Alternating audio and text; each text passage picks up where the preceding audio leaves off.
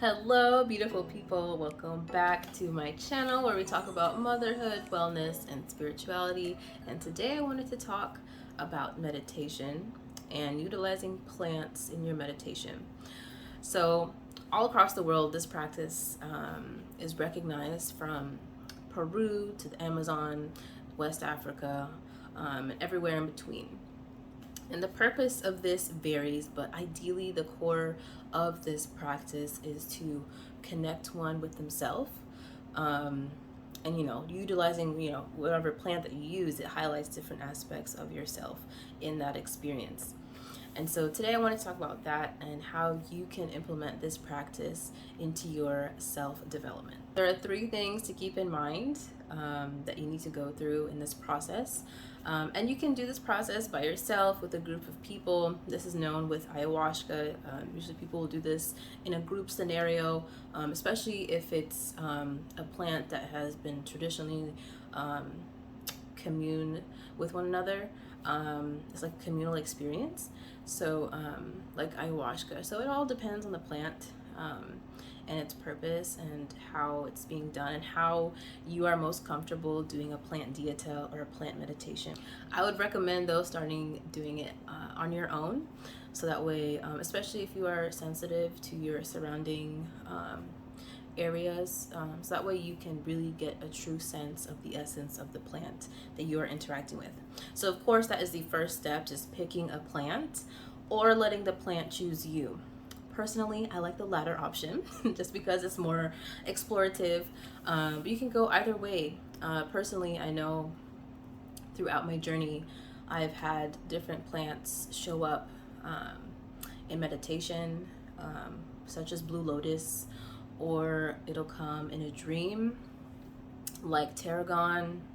And it's a continual journey and process of learning about yourself and the people around you through plants.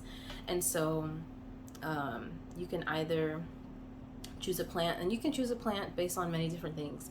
So you can start bioregionally, locating and identifying plants locally in your area. So I know here, honeysuckle, goldenrod, violets of many different species variations, pine is very abundant here. And so you can start there on a bioregional level, or you can start with a plant that is in relation to your ancestral history and your DNA connection. And that's honestly a powerful way. I know a lot of people ask how they can connect with their ancestors and, really connect with their DNA. That's one way you can do it. So by picking a plant from a region that you know that you are from, or a region that you'd like to explore, that's the way that you can go about it as well.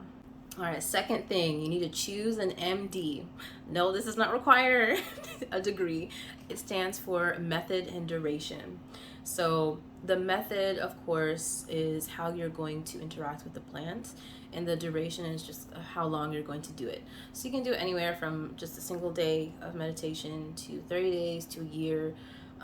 It all depends. And I know if you go of the more explorative route, you can always ask the plant to guide you in that essence of how long you're supposed to explore with the plant, and be in a deep study and a deep meditation with this plant for, and what best practices would best suit you in interacting with that plant. So methods could include simply just holding the essence of a plant in the palm of your hand, either in its container or just loosely in your hand, and just sitting with it.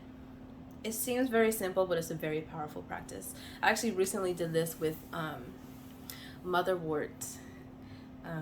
And yeah, Motherwort has been very interesting of late. I'm still dissecting the communication from the plant Motherwort, and this way I'm exploring it differently, because usually I'll just drink it as tea, and now because I'm pregnant I cannot until I'm maybe later on in pregnancy in the 3rd trimester, if I'm trying to bring on uterine contractions, maybe I can try Motherwort then.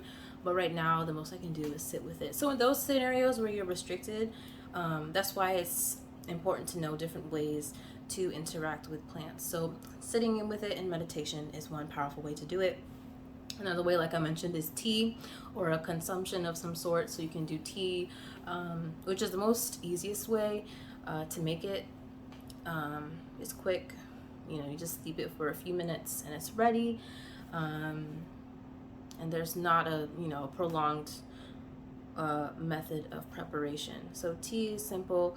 If you like to go, you know, get your hands dirty in medicine making, exploring that with that plant, of course, you can make tinctures with it, different extracts with different bases, with vinegars, oils, water even. Yeah, and then you can also tap into that if you're a culinary person or if you like foods. You can, I guess, you can explore the plant in that essence. So consumption is another way. Topically applying the plant. So this will include, you know, your poultices, your salves, your oils, and many other ways that you can apply topically. Clays and mask on top of your skin. You can utilize those methods as well. So there's so many different ways. So those are the three main ways. Oh yes, I'm looking at my notes now. So nature walks as well, just being in its essence. Nature walks, bonfires, which, you know, burning the plant, it may seem like it's harming it. However, depending on the workings that you're doing with the plant, it's a way to tap into the air element. You know, air signifies communication and change. So if that's something, if that's related to what you're working with, burning the plant may be an option. So yeah, so there's different methods, and of course duration. So just setting a goal for how long you're going to do it, and then go from there. Thirdly and lastly is setting your intentions and going with it, doing the plant dieta, doing the plant meditation. So you can set these intentions as you are. I would encourage you to set those intentions actually, as you know, at the beginning of, you know, from number one, as you're picking out the plant, as the plant is picking you. Set those intentions of what you would like to get out of the experience. I know that sounds a little bit egotistical or like a one-sided relationship. However, your intention will say it all, really. So if you come with it with an open heart and say, hey, this is what I would like out of this experience, the plants are very receptive to our energies. So just being clear with that goal, and of course being honest with yourself, will really help with your experience. All right, and that's it for how to do a plant dieta. I hope this helps you in your experience. If plant meditations is something that you would like to explore even further, I would encourage you to join our online community. It's called the Kabila. Now, this is a private online space within our website where you as a member get free access. It's free right now. You get free access to monthly affirmations, learnings and teachings on African folk practices and healing, Reiki as well. There's also medical astrology in there and so many other things. So if that's something that you would like to explore in your herbalism journey, I would highly recommend for you to sign up. Right now it's free, like I mentioned, so go ahead and hop in. I'll make sure the website's in the link in the I can't talk. It's in the description for you to click on. And until then, thanks for watching, and I'll see you in the next one. Bye for now.